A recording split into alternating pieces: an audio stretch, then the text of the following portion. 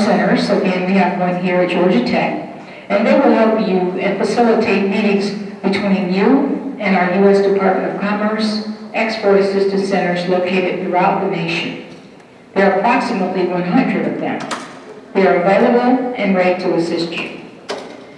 The U.S. Export Assistance Centers will also an introduction between you and an international trade specialist to start you off with a smart start in pursuit of the global economy and exposure to wonderful resources available to you.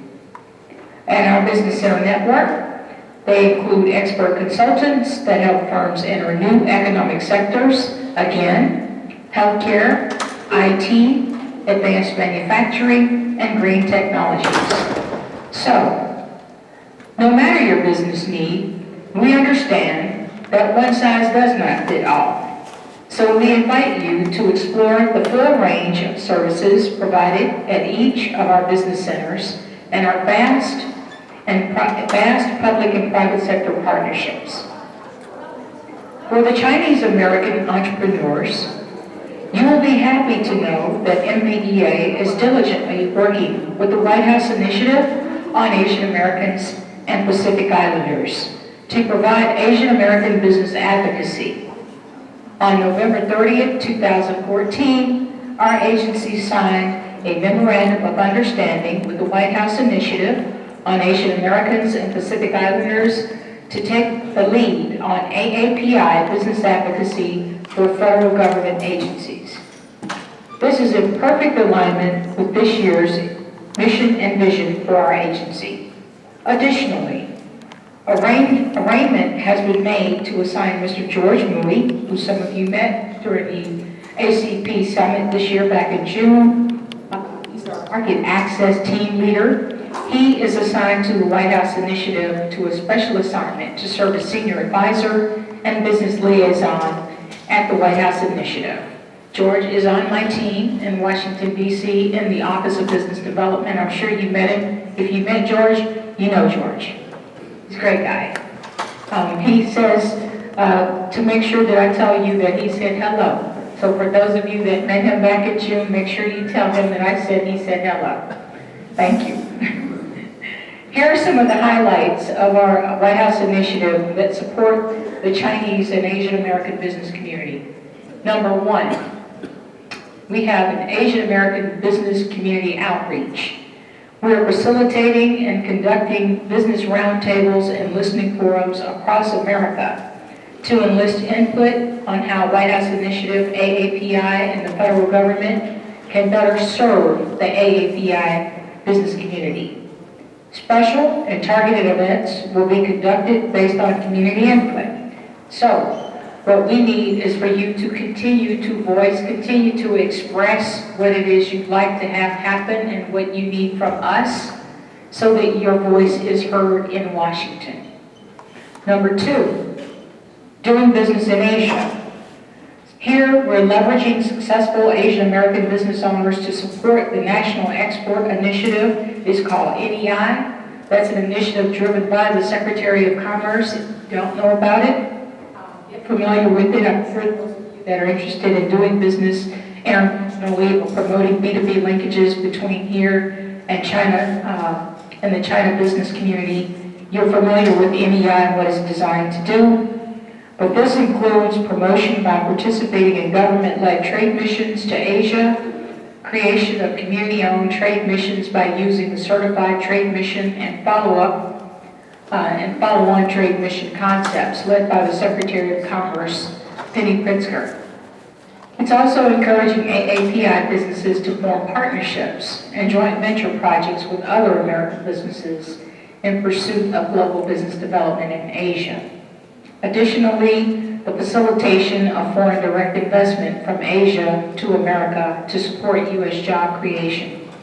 Don't know if you all participated in Select USA, but that's the largest conference in America that promotes foreign direct investment into the U.S. from foreign nations. We have a hand in identifying partners who are interested in those opportunities. If you want to follow up on that, please let me know afterwards, or Dr. Gao knows how to get to me to make certain that you get piped in for the upcoming Select USA conference that's next year. Number 3, Asian American construction and engineering advocacy. Here we're facilitating access to federal contracts directly or through prime contractors, providing a platform for both experienced government contractor and already successful AAPI construction and engineering firms to gain access to federal contracts directly with federal agencies or through larger prime contractors who are looking to sub-construction projects, or where you have a core competency that they may be looking for as a Chinese American business owner.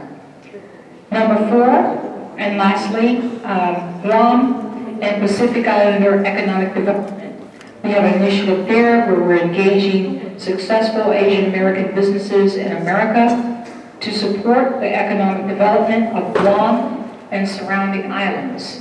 This includes better training and workforce development of local residents, better utilization of local residents, and locating businesses as suppliers to contract deliveries. And we're doing a lot more. In conclusion, in FY 2014, fiscal year 2014, we experienced a 6th consecutive year of record performance, putting Americans back to work. As an agency, we are honored to serve as a catalyst in helping Chinese entrepreneurs and minority business enterprises realize the full potential of their businesses. MBDA and our Business Center Network work extremely hard to penetrate markets, expand our clients' customer base, and promote their capabilities. Working together, we will continue to strengthen minority and women-owned businesses and the American economy. In closing, I wish to thank again the Chinese American Entrepreneurs Alliance for hosting this very important platform, and wish each of you success in today's conference. 谢谢, and I appreciate that.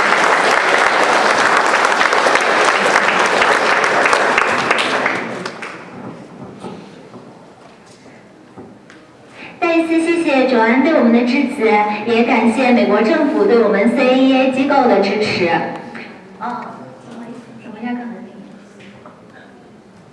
所以卓安刚才讲了一些是 MBDA， 大家如果有兴趣的话，下去可以 Google 一下，或者 Google 卓安的名字 Joanne Hill。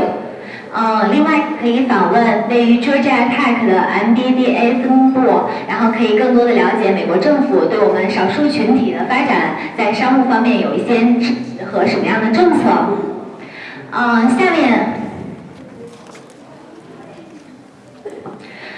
下面就有請我們整個亞洲華人圈都非常熟悉的林義正林準議員為大家演講。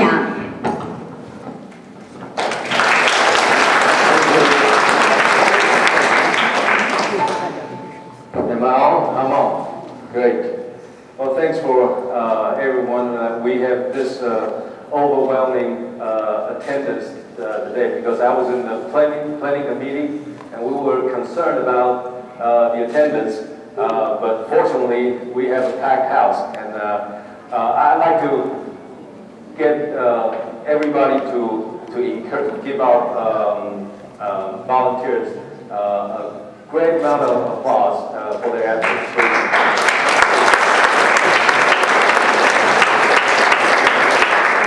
I was invited here today to share a short talk today, but I want to make sure that I'll make it short but very sweet.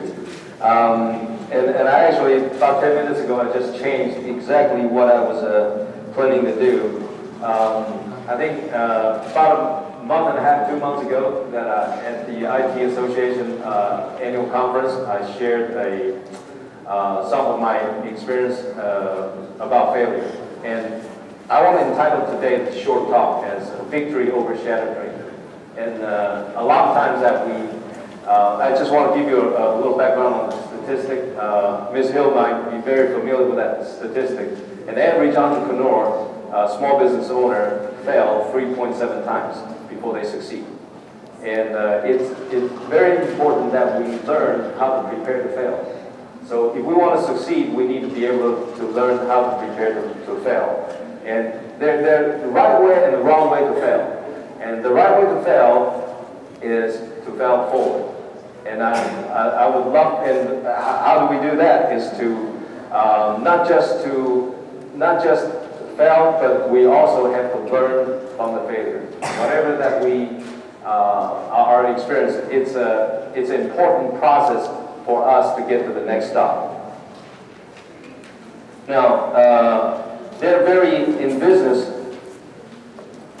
I've been a self-employed and entrepreneur in the last 26 years. And, I've just concluded there are 5 things that are very important. Number one is risk management. I often talk about the risk that I want to take. There are only 2 kinds of risks that I'll take. One is calculated risk. The risk that you know what you're getting into from day one. And 2 is educated risk. Educated risk meaning that you get into a new industry, but you have done extensive research and understand what you're getting into.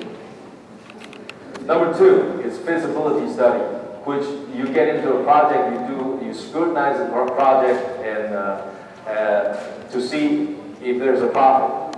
And why is this important? Because you're in a for-profit business. And I can't tell you, there are a good number of times that I was forced to be in a business, in a for-profit business, but ended up being a non-profit business, not by choice. And that's not a good thing to have to be an entrepreneur. Number 3, exit strategy. I would love, if nothing else, if you get nothing else today from me, I would love for you to remember this. Whatever venture that you get into, begin with an end in mind. Begin with an end in mind. Case in point, I'm in the real estate business. I'm a general contractor. Many times when we looked at a piece of dirt, for a lot of people, they look like a piece of dirt. But when we make the decision to pursue the project, that we already know what the end is going to look like. And even without the engineer, without the designer, so it's important to know to have your exit strategy planned, and it doesn't matter what industry that you're in. Number 4, people.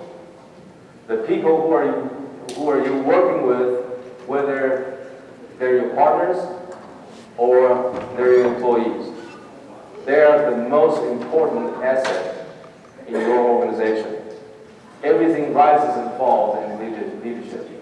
And it is great to lead, but an entrepreneur, you don't want to be a good manager. Let somebody else be the manager. And you want to be a leader, and you want to be someone who can inspire people so you don't have to babysit them. And I like to talk about in an organization that if you have a group of people who are working with you, you're taking a train, and some people will stay on the train. Some people will choose to get off the train. And some people you have to push them off the train. And it's important to know, and also to select your team to keep the right people on the train. Because some of the people might not fit to be on that train because of the destination that you're heading to. The last thing, responsibility. And I think throughout being an entrepreneur, that a lot of times in the beginning that we all chase for profit, which is very important. A for-profit business without profit is not good, and you cannot qualify to be an entrepreneur. But we have responsibility.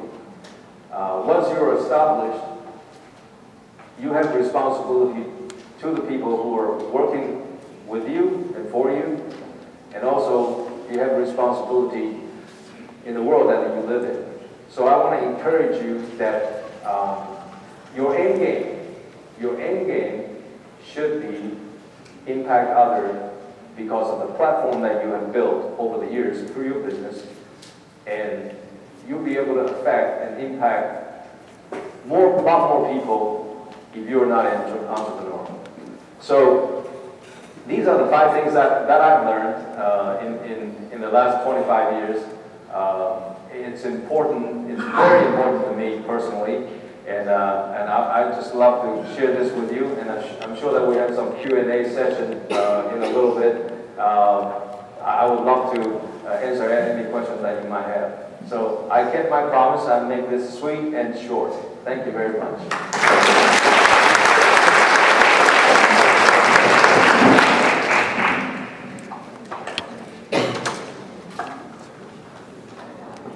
感谢林一正为大家的精彩讲演，他把他25年的人生经验迅速地总结成了一个精华的部分，分享给了大家，帮助大家更好的成长。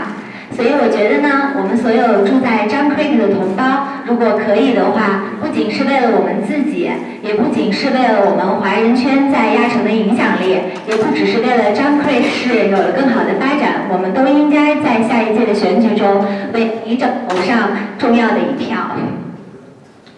OK， 那下一个为我们演讲的是我们美国橱柜业的奇迹徐震徐总，欢迎。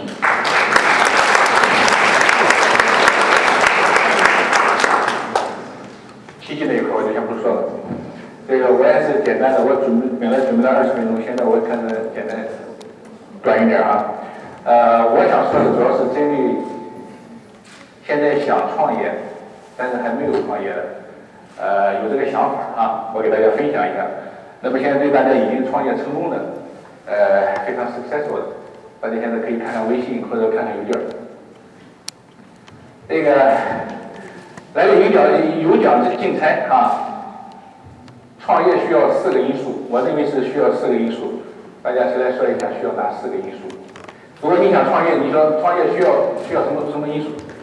怎么才能够开始创业？项目、资金、团队，还有什么？啊？激情哈，好了，我觉得前3个比较符合我的想法，是吧？项目、资金、团队，第4个我认为是这个领导力。好，我简单说一下哈，这个项目，找项目是最难的哈。因为我们曾经大家知道，大家创业的时候凑在一起，就是要每天谈点什么项目，是非常难的。找到一个好的项目很难。找到一个项目呢，有时候这个项目比较挣钱不这么多，不是像那种像 Facebook 或者 YouTube 那种项目，大家还不愿意去做。所以说呢，这个项目是很困难的啊。所以说我认为呢，项目主要是来自于什么呢？很难说是从你自己拍脑子想出来的。项目往往都是来自于你的工作经验，所以说很多人创业呢是在这个中年创业，在某一个行业积累了很多的经验，积累了很多的知识，积累了很多客户，然后呢自己又不甘于去永远去做一个普通的或者一个管理人员或者一个普通的员工，就想着自己当老板，在这种情况下创业呢，这种成功的例子很多，就有你自己的经验。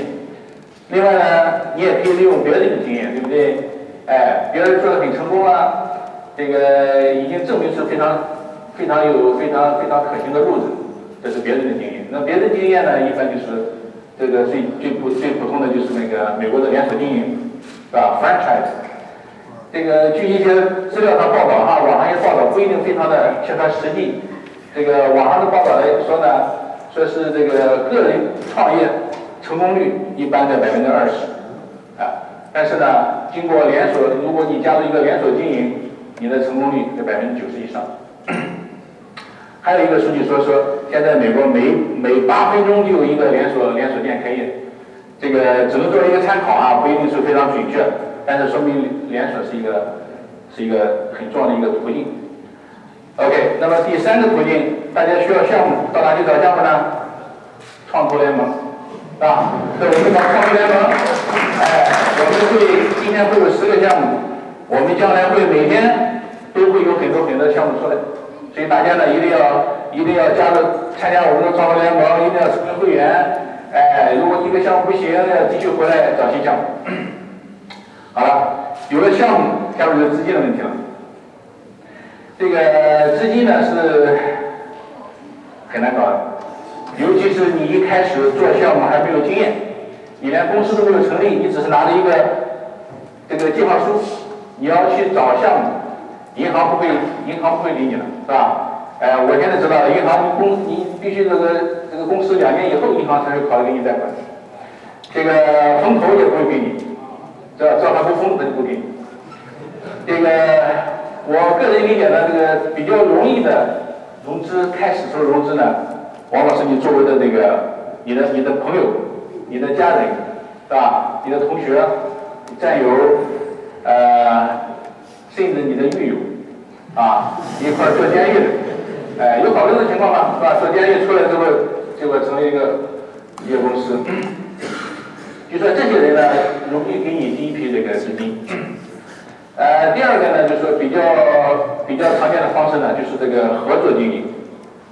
所以说大家看到很多的这个项目呢，都不是说一个人单打独斗的，都是大家一起来做。你像这个 Google 就是2个人做的吧，对不对 ？Google 是2个人做的。这个你 YouTube， 咱们台湾的 YouTube 是和他的这个PayPal的2个同事做起来。就说你想一个人独吞，不想和别人分享，这个是很好的 idea， 但是呢做起来很难啊。所以说这个合作经营是一个非常好的途径。那么也又再次说到我们的创投联盟，那么大家有好的项目，那么可以到